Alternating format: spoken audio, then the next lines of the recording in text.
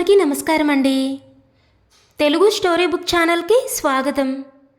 ఇప్పుడు మనం కె రాణి గారు రచించిన సప్త సముద్రాల ఆవల అనే కథను వినేద్దామండి. కథను ఎక్కడా స్కిప్ చేయకుండా చివరి వరకు వినండి. నచ్చితే లైక్ చేయండి. కొత్తగా మన ఛానల్ని చూస్తున్నట్లయితే కనుక సబ్స్క్రైబ్ చేసుకోవడం అస్సలు మర్చిపోవద్దు. మరిక కథలోకి వెళ్ళిపోదామా? ఏమిటి వైష్ణవి, అంత పరధ్యానంగా కూర్చున్నావు అంటూ భార్య సరసన కూర్చున్నాడాయన. ఏమి లేదండి, ఈరోజు కూడా కిరణ్ ఫోన్ చేయలేదు. 10 రోజులు అవుతోంది. పాపం, వాడికేం ప్రాబ్లమ్స్ ఉన్నాయో ఏమో, తీరిక లేక చేసుండడు. లే పద, ఆకలిగా ఉంది, భోజనం చేద్దాం. భార్య చెయ్యి పట్టి లేవదీశాడాయన. కొత్తలో 4 రోజులకు ఒకసారి చేసే ఫోనులు ఆదివారం మోగుతున్నాయి. ఇప్పుడు అదే వారం అయ్యేసరికి బెంగగా ఉంది ఆ జంటకు. చరణ్ మాత్రం 4 రోజులకు ఒకసారి చేస్తాడు టెన్షన్గా. అన్నం వడ్డిస్తున్న భార్య కళ్ళు ఒత్తుకోవడం చూస్తే ఆయన గుండెలో ముళ్ళు దిగినట్లయింది. ఊరుకో వైష్ణవి, ఎందుకు అంత దిగులు పెట్టుకుంటావు? మళ్ళీ నీకు హెల్త్ ప్రాబ్లం ఏదైనా వస్తే నేను తట్టుకోగలనా? భర్త కళ్ళల్లో నీళ్లు చూసిన వైష్ణవి కళ్ళు తుడుచుకుంది. ఏమి లేదండి, ఏదో జ్ఞాపకం వచ్చి. ఏమిటది? పప్పు కలుపుకుంటూ అడిగాడాయన. 6 కుర్చీల డైనింగ్ టేబుల్ కొన్నారు. కొడుకులు కోడళ్ళు మనం కలిసి తింటే సరిపోవాలని. మూలిగాడాయన. ఏమిటో వైష్ణవి, మనిద్దరం మిగిలాం బాధగా అన్నాడాయన. పోనీలేండి, మీకు నేను, నాకు మీరు, మనకు బాధెందుకు? పెళ్ళైన కొత్తలో మీకు కలకత్తా ట్రాన్స్ఫర్ అయితే 2 ఏళ్ళు ఇద్దరమే లేము ఒంటరిగా. అవునవును, అప్పుడే పెద్దాడు కిరణ్ పుట్టాడు కదూ. విజయవాడకు వచ్చేశాక చరణ్ పుట్టాడు. భోజనం ముగించి ఎదురుగా టీవీపై ఉన్న కొడుకులిద్దరి ఫోటో తీసి టవల్తో తుడుస్తూ అన్నాడాయన. అతడి కళ్ళల్లో సన్నటి నీటి పొర. వైష్ణవికి ధైర్యం చెబుతున్నా ఆయన గుండె అనుక్షణం లబ్డబ్కి బదులు కిరణ్ చరణ్ అని కొట్టుకుంటుంది. వైష్ణవి, భర్త పిలుపుకి తలుపు తీసింది. అతడు రోజు మార్నింగ్ వాక్కి వెళ్ళి వస్తాడు. వచ్చేసరికి కాఫీ రెడీగా ఉండాలి. తాగుతూ పేపర్ చదువుకోవడం అలవాటు. ఆ రోజు ఇంకా కాఫీ అయినా తయారవ్వకుండానే అతడు వెనక్కి వచ్చేయడంతో, ఏమండి, ఈరోజు తొందరగా వచ్చేశారు అంటూ వంటింట్లోకి వెళ్ళిపోయింది. ప్రసాదరావు కళ్ళు మూసుకొని పడుకొని ఉండడంతో కాఫీ కప్పు టేబుల్పై ఉంచి, అలా పడుకున్నారే, ఒంట్లో ఎలా ఉందండి? చిన్నగా కళ్ళు తెరిచి చూసిన ఆయన నెమ్మదిగా అన్నాడు. ఏదో ఆయాసంగా అనిపిస్తుంది. ఉండుండి గుండె వేగంగా కొట్టుకుంటున్న ఫీలింగ్. కాఫీ తాగండి, తగ్గుతుంది అని కాఫీ అందించింది. డాక్టర్కి ఫోన్ చేసింది ఒక్కసారి వచ్చి చూడమని. డాక్టర్ స్టెత్తో చూసి చివరికి చెప్పాడు. హార్ట్ బీట్లో తేడా వస్తోందమ్మా, కార్డియాలజిస్ట్ చూస్తే మంచిది అన్నాడు. పెద్ద హాస్పిటల్కు తీసుకెళ్ళిందామె. ఎన్నో టెస్టులు చేసి 2-3 రోజుల తర్వాత చివరకు చెప్పారు, పేస్ మేకర్ పెట్టాలమ్మా ఆపరేషన్ చేసి. దిగులుగా దిక్కుతోచక కూర్చొని ఉందామె. మనసులో బాధ చెప్పుకుందామన్నా కన్నవాళ్ళిద్దరూ సప్త సముద్రాల ఆవలే ఉన్నారు. తెలిసిన వాళ్ళందరూ, మీకేమండి, 2 కొడుకులు అమెరికాలో ఉన్నారు అంటారు. ఆ బాధ అనుభవించే వాళ్ళకే గానీ తెలీదు. ఆమె కళ్ళు అప్రయత్నంగా వర్షించసాగాయి. అంతలో ఫోన్ మోగింది. కిరణ్, ఏమమ్మా బావున్నారా అని అడిగాడు. విషయం అంతా చెప్పింది డాక్టర్ చెప్పినట్లే. ఈ ఏజ్లో ఆపరేషనా నాన్నగారికి? బాధగా అన్నాడు. వెంటనే అడ్మిట్ చేయమన్నారు. నాకు కాళ్ళు చేతులు ఆడడం లేదురా. భయపడకమ్మా, ఈ రోజుల్లో ఆపరేషన్లు ఈజీగా చేసేస్తున్నారు. మళ్ళీ రేపు చేస్తానమ్మా, నాన్నకి చెప్పు, వర్రీ అవ్వకండి అని ఫోన్ పెట్టేశాడు. ఫోన్ పెట్టేసి అక్కడే కుర్చీలో కూలబడిందామె. ఫోన్ మళ్ళీ మోగింది. చరణ్ చేశాడు. అమ్మా, ఇందుకేనమ్మా మిమ్మల్ని వదిలి వెళ్ళాలనుకోలేదు. దుఃఖంతో పూడుకుపోయింది అతడి కంఠం. నాకు సెలవు ఇవ్వరమ్మా. ఎలా? మొన్నేగా చేరాను దిగులుగా అన్నాడు. వద్దులే నాయనా, కిరణ్ వస్తాళ్లే అందామె. దిక్కుతోచక అన్నగారికి ఉత్తరం రాసి రప్పించిందామె. విషయం విన్న సుందరయ్య బాధపడ్డాడు. పోనీ మన ఇందిరమ్మని వచ్చేమందామా అన్నాడతను. మాటలా అన్నయ్య, ఇంకా నెలైనా కాలేదు దిగులుగా అందామె. ఇద్దరూ కలిసి ప్రసాదరావును హాస్పిటల్లో అడ్మిట్ చేశారు. ఇంకేవేవో టెస్టులు సంప్రదింపులు అయ్యాక చెప్పారు. దగ్గర దగ్గర 2 లక్షలు అవుతుంది. ఆపరేషన్ ముందు తర్వాత హాస్పిటల్ ఖర్చులు అన్నీ కలిపి. 2 లక్షలా అనుకుందామె. వీళ్ళు వెంటనే కట్టమన్నా రెడీగా లేదు అంత డబ్బు. కిరణ్ ఫోన్ చేస్తాడుగా అనుకుందామె ధీమాగా. ఆ రాత్రి విషయం విన్న కిరణ్, అదేంటమ్మా అంతెందుకు, డాక్టర్లు అలాగే చెప్తారు, అంత కాస్ట్లీ అక్కర్లేదమ్మా, 25,000 ఉంటాయి, అడుగమ్మా. డాక్టర్ని అలాగే అడిగిందామె. విన్న డాక్టర్ హేళనగా నవ్వాడు. అలా ఉండదమ్మా, ఒకసారి వేస్తే లైఫ్ టైం ఉంటుంది అన్నారు. తిరిగి కొడుక్కి చెప్పింది. దానికి కొడుకు చెప్పిన మాటకు నివ్వెరపోయిందామె. చిన్నపిల్లలకు లైఫ్ స్పాన్ ఎక్కువ ఉన్న వాళ్ళకి అంత కాస్ట్లీ అవుతుందమ్మా, కానీ డాడీ ఏజ్ ఆల్మోస్ట్ 70 కదా. ఇక ఆ పైన కిరణ్ మాటలు వినపడలేదామెకు. నిండిన కన్నీళ్లు చంపల మీదకు కారుతూ ఉంటే ఫోన్ పెట్టేసింది. ఆమె మొద్దుబారిన మెదడు గతంలోకి పరుగు తీసింది. నాకు ఆ సైకిలే కావాలమ్మా, 10,000 ఎక్కువైనా ఆ మోటార్ సైకిలే కావాలమ్మా. కొడుకు కళ్ళల్లో ఆనందం చూడాలని ఎప్పటికప్పుడు అతడి కోరికలు తీర్చాడాయన. అమెరికా వెళ్ళిపోతే గాని ఉద్యోగాలుండవా?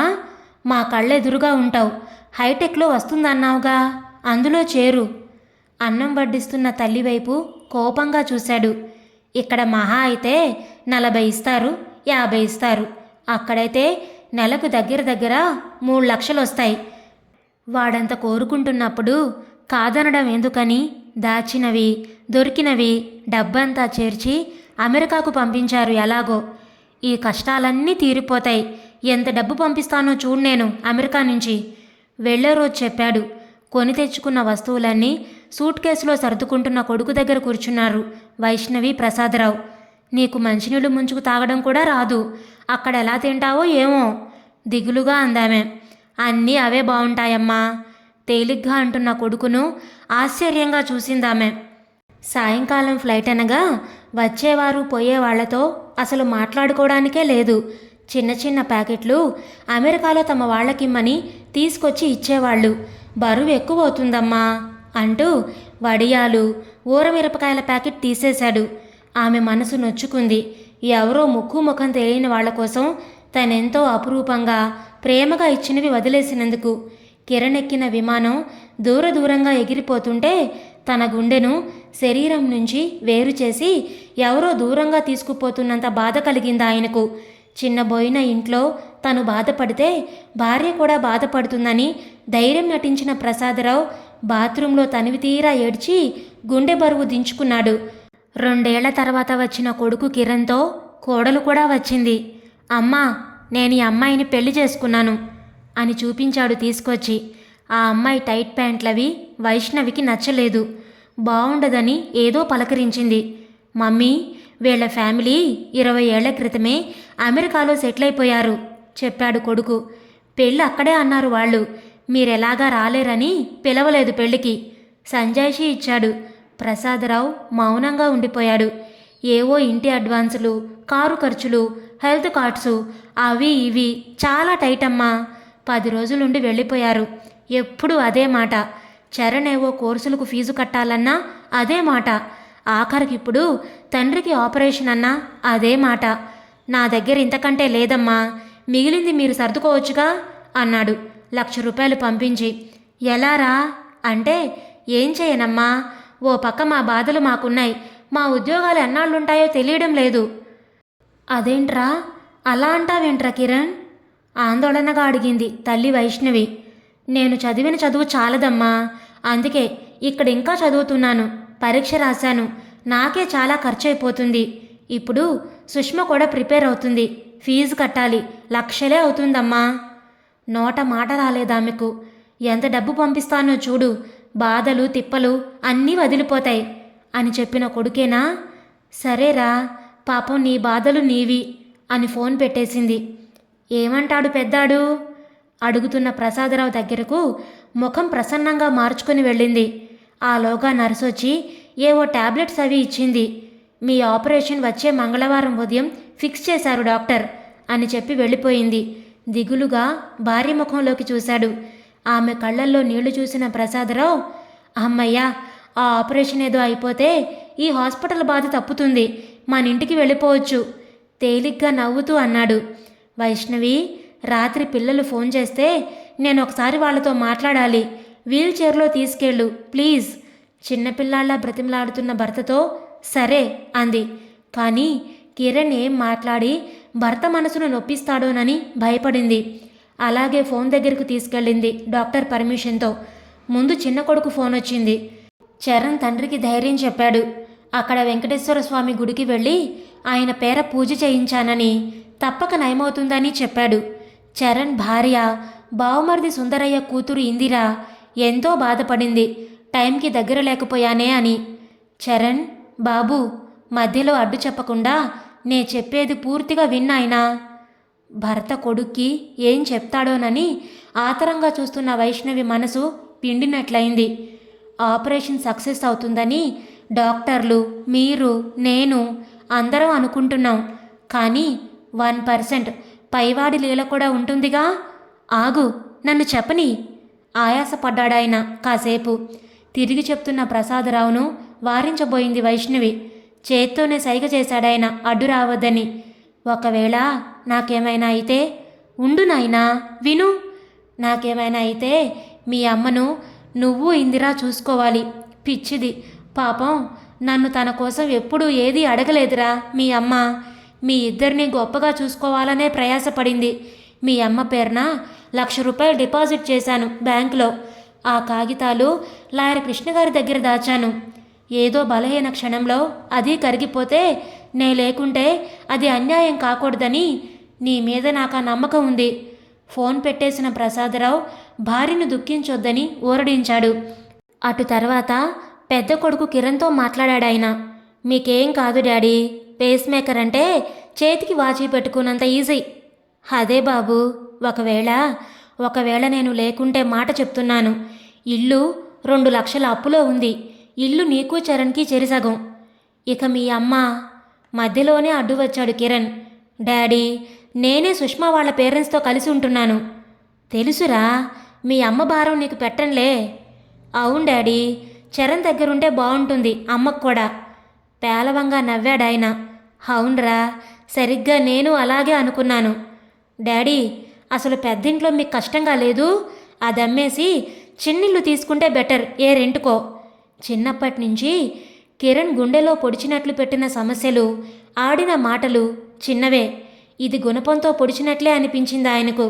కొడుకు మాటలకు, ప్రసాదరావుకు, భర్త కొడుకులకు పెట్టిన అప్పగింతలకు వైష్ణవికి ఆ రాత్రంతా నిద్రలేదు. అతడి కాళ్ల దగ్గరే కూర్చుని కాళ్ళు ఒత్తుతూ కూర్చుందామె. మర్నాడు మళ్ళీ ఫోన్ చేసి చెప్పాడు కిరణ్. అమ్మా, వద్దాం అనుకున్నాను, కానీ అదే డేట్కి సుష్మ ఎగ్జామ్ పడింది. పాపం, నేను లేకుంటే కష్టపడుతుంది, మావయ్య ఉన్నాడుగా. ఇక ఆ పైన వినలేకపోయిందామె. ఫోన్ పెట్టేసింది. ఆమె ప్రతిసారి బాధపడకుండా ఉండాలి అని మనసు రాయి చేసుకుంది. కొడుకు పంపిన డబ్బు చిన్నా చితక అన్నీ పోగేసినా 1,40,000 ఉన్నాయి. దేనికైనా భర్తనే సంప్రదించే ఆమెకు ఈ విషయంలో ఆ అవకాశం లేదు.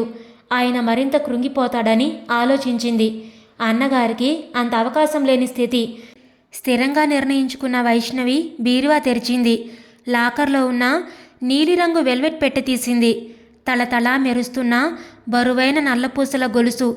భార్యను తీసుకొని వచ్చిన కిరణ్ అమెరికా వెళ్ళాక తల్లికి ఫోన్లో చెప్పాడు. అమ్మా, సుష్మకి నువ్వెంతో నచ్చావమ్మా. తనకు నల్లపూసలు నేను కొన్నాను, కానీ అవి నచ్చలేదు. నీ మెళ్ళో నల్లపూసలు చాలా చాలా నచ్చాయట. అటువంటిది కావాలటమ్మా అని చెప్పాడు. పెళ్ళి ఎలాగూ చేసే అవకాశం లేకపోయింది. చేయించడం అంటే తన వల్ల కాని పని. వెంటనే మెళ్ళో నుంచి తీసి మెరుగు పెట్టించి దాచేసింది కోడలికిద్దామని. అయిష్టంగానే అది చేతిలోకి తీసుకుంది. అది తనకు ప్రసాదరావు ముచ్చటపడి చేయించింది. ఆయన కోసమే వినియోగించడమే న్యాయం. ఇంకా తన గాజులు, వెండి సామాను అన్నీ పోగేసి అమ్మేసింది వైష్ణవి. అవసరం గడిచింది. ఆపరేషన్ అయినంతసేపు అన్నగారి ఓదార్పుతో దుఃఖిస్తూ కూర్చుందామె. ఆమె కళ్ళలో పిల్లలు, వాళ్ల బారసాళ్ళు, చదువులు, పెళ్ళిళ్ళు, కళ్ళలో సినిమా రిల్లా తిరిగాయి ఆవిడకు. ప్రసాదరావు ఆపరేషన్ సక్సెస్ అయింది. బిల్లు కట్టి బయటపడిందామె. తనను, భర్తను ఒకసారే తీసుకుపోమ్మని, వేరు చేయొద్దని దేవుళ్లకు దండం పెట్టుకుందామే. ఫోనుల్లో క్షేమ సమాచారాలు తెలుసుకుంటున్నారు కొడుకుల ఫోన్లు మ్రోగితే ఎక్కడ వినపడదోనని భక్తిరంజని కూడా పెట్టడు ప్రసాదరావు. ఆదివారం కిరణ్ నుంచి ఫోన్ వచ్చింది. మమ్మీ, ఈ మధ్య నాకు కొంచెం ఒంట్లో బాగుండడం లేదమ్మా. ఏమైంది నాన్న?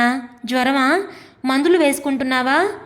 ఆతరంగా అడుగుతున్న భార్య చేతిలో నుంచి ఫోన్ తీసుకున్నాడు ప్రసాదరావు కంగారుగా. ఏమైందిరా నాన్న కిరణ్?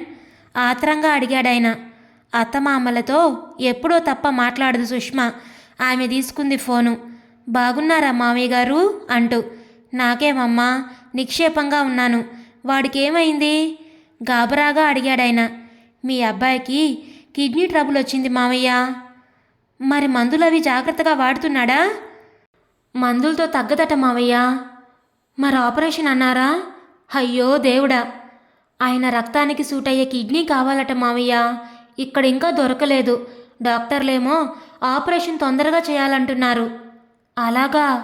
ఒక్క క్షణం ఆలోచించాడాయన. ఆ మధ్య తన స్నేహితుడికి కొడుకే ఇచ్చాడు కదా. తల్లి, నాది వాడిది ఒకే రక్తం.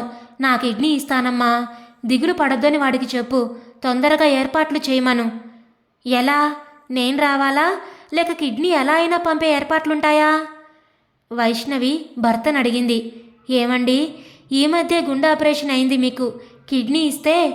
ఆమె మాటలు పూర్తి కాకుండానే ఆవేశంగా అన్నాడాయన. ఎవరికిస్తున్నాను? వాడు నా కొడుకు, నా ప్రాణం. వాడు బాగుండాలి. కళ్ళు తుడుచుకున్నాడాయన. తమాయించుకొని తిరిగి అన్నాడాయన. వైష్ణవి, నేను వాలిపోతున్న పొద్దుని, వాడు ఉదయిస్తున్న సూర్యుడు.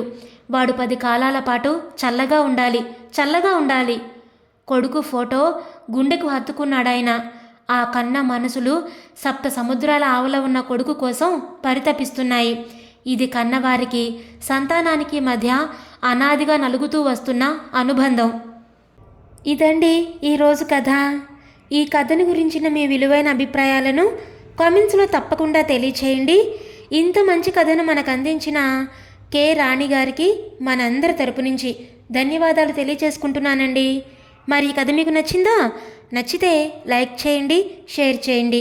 అలాగే కొత్తగా మన ఛానల్ని చూస్తున్నట్లయితే కనుక సబ్స్క్రైబ్ చేసుకోవడం ద్వారా ఇలాంటి మరెన్నో మంచి మంచి కథలను మన ఛానల్ ద్వారా వినవచ్చు. మళ్ళీ రేపు మరొక మంచి కథతో కలుద్దాం. అంతవరకు ఉంటానండి.